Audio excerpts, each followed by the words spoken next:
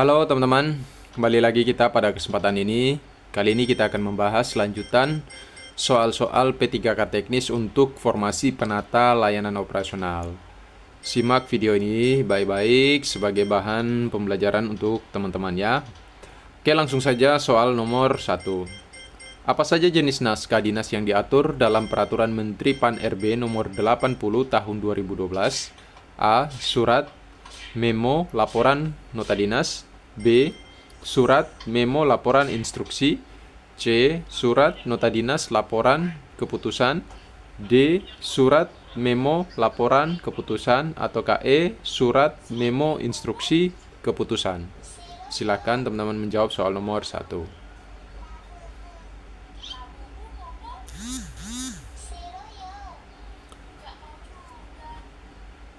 Oke ya, kita jawab soal nomor 1. Jawabannya yang tepat yaitu yang C ya teman-teman. Surat, nota dinas, laporan, dan keputusan. Kita lihat pembahasannya. Jenis naskah dinas yang diatur meliputi surat, nota dinas, laporan, dan keputusan pada Peraturan Menteri Pan-RB nomor 80 tahun 2012. Oke ya, jadi jawaban soal nomor 1 yaitu yang C. Selanjutnya, soal nomor 2. Seorang staf administrasi harus membuat naskah dinas untuk menginformasikan hasil rapat kepada pimpinan. Jenis naskah dinas apakah yang paling sesuai untuk tugas ini? A. Memo, B. Laporan, C. Instruksi, D. Nota dinas, atau E. Keputusan.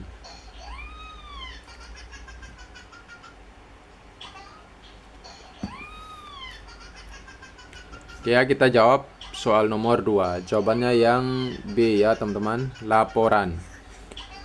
Pembahasannya, laporan adalah jenis naskah dinas yang digunakan untuk menyampaikan hasil rapat atau kegiatan lainnya kepada pimpinan. Oke ya, selanjutnya soal nomor 3. Apa tujuan utama dari penyusunan naskah dinas yang baik dan benar? A. Menghemat waktu. B. Menjaga kerahasiaan informasi. C. Menyampaikan informasi secara jelas dan resmi. D. Mengurangi biaya operasional. E. Meningkatkan jumlah pegawai.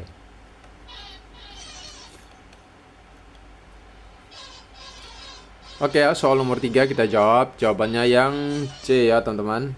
Menyampaikan informasi secara jelas dan resmi. Pembahasannya, tujuan utama penyusunan naskah dinas adalah untuk menyampaikan informasi secara jelas dan resmi. Oke, selanjutnya soal nomor 4. Seorang pegawai menyusun naskah dinas tanpa mengikuti format yang telah ditetapkan. Apa dampak yang mungkin terjadi? A. Informasi menjadi lebih cepat diterima. B. Naskah dinas tidak diterima karena tidak sesuai standar. C. Naskah dinas menjadi lebih jelas. D. Biaya operasional menurun. Atau E. Jumlah pegawai meningkat.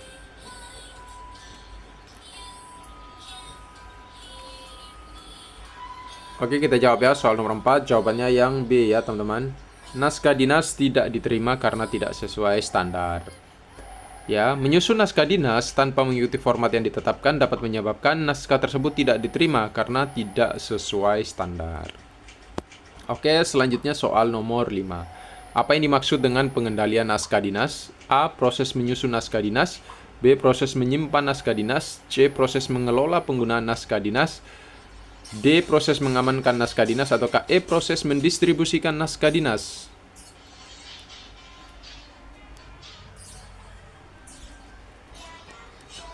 Oke ya, soal nomor 5 kita jawab. Jawabannya yang mana? Yang C ya teman-teman. Proses mengelola penggunaan naskah dinas. Pembahasannya, pengendalian naskah dinas adalah proses mengelola penggunaan naskah dinas untuk memastikan ketepatan dan keakuratan informasi. Jadi jawaban soal nomor 5 yaitu yang C.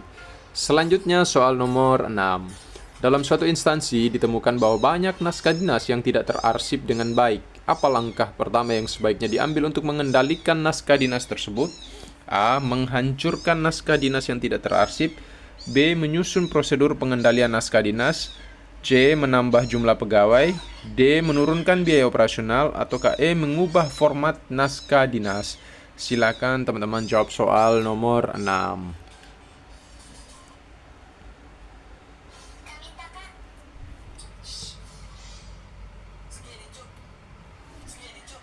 Oke ya, jawaban nomor 6 yaitu yang B ya teman-teman. Menyusun prosedur pengendalian naskah dinas. Kita lihat pembahasan. Langkah pertama yang sebaiknya diambil adalah menyusun prosedur pengendalian naskah dinas untuk memastikan semua naskah dinas terarsip dengan baik. Jadi jawaban soal nomor 6 yaitu yang B. Selanjutnya soal nomor 7. Mengapa penomoran naskah dinas penting dalam administrasi pemerintah? A. Untuk mengurangi jumlah naskah dinas. B. Untuk memudahkan pencarian dan referensi. C. Untuk menambah jumlah pegawai. D. Untuk meningkatkan biaya operasional. Atau E. Untuk mengurangi waktu penyusunan naskah dinas.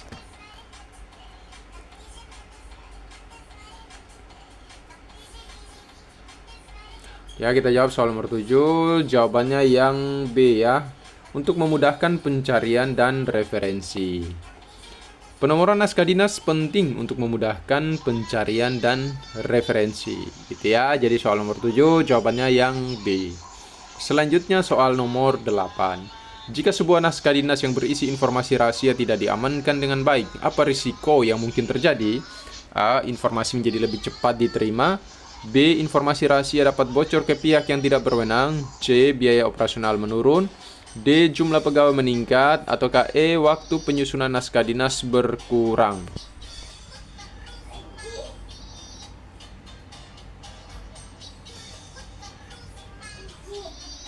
Oke ya, kita jawab soal nomor 8. Jawabannya yang B ya teman-teman. Informasi rahasia dapat bocor ke pihak yang tidak berwenang. Kita lihat pembahasannya. Risiko utama adalah informasi rahasia dapat bocor ke pihak yang tidak berwenang yang dapat mengakibatkan masalah keamanan. Oke ya, selanjutnya soal nomor 9. Apa yang dimaksud dengan pemusnahan naskah dinas? A. Proses mengarsipkan naskah dinas. B. Proses mengelola penggunaan naskah dinas. C. Proses menghancurkan naskah dinas yang sudah tidak diperlukan. D. Proses menyimpan naskah dinas. Atau E. Proses mendistribusikan naskah dinas.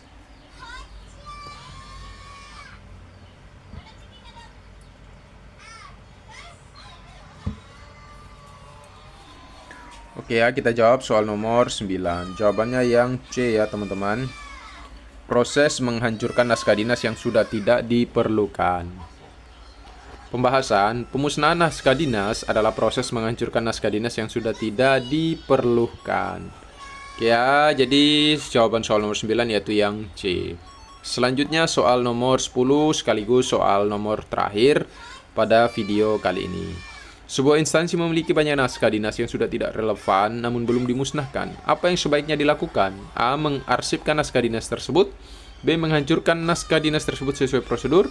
C. Menambah jumlah pegawai. D. Menurunkan biaya operasional. Atau E. Mengubah format naskah dinas.